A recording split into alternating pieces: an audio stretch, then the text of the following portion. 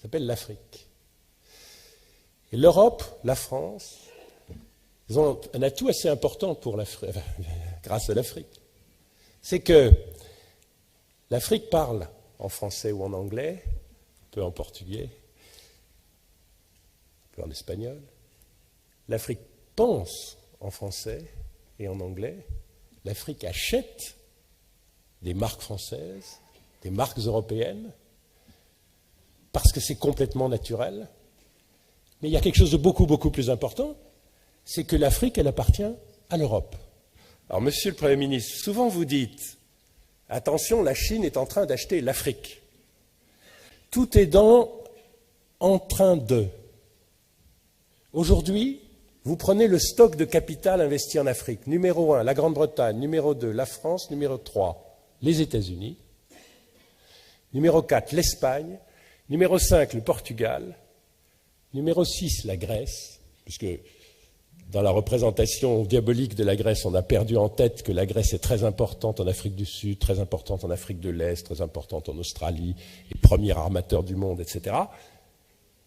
Et ensuite vient la Chine, en stock de capital. C'est-à-dire qui possède les mines, qui possède le pétrole, qui possède les produits agricoles, qui possède l'immobilier, l'Europe.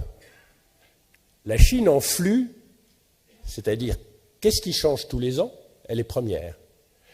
L'avantage que s'est construit l'Europe avec l'histoire est en train de le perdre.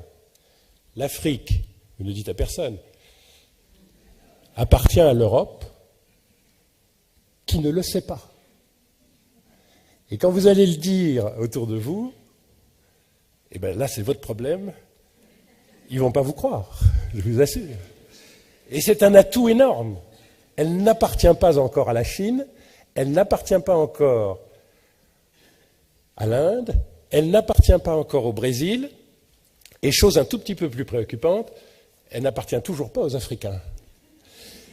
Mais les Français ont un don comme personne, et le président de la République en particulier. D'ailleurs, objectivement, tous les présidents de la République français, qui est de donner à penser aux Africains, et à mon avis, il faut continuer, que la France, quand elle ne défend pas ses intérêts de nation seulement, est toujours le porte-parole et le défenseur de l'Afrique. Et d'ailleurs, ça va se refaire au G8 dans quelques jours.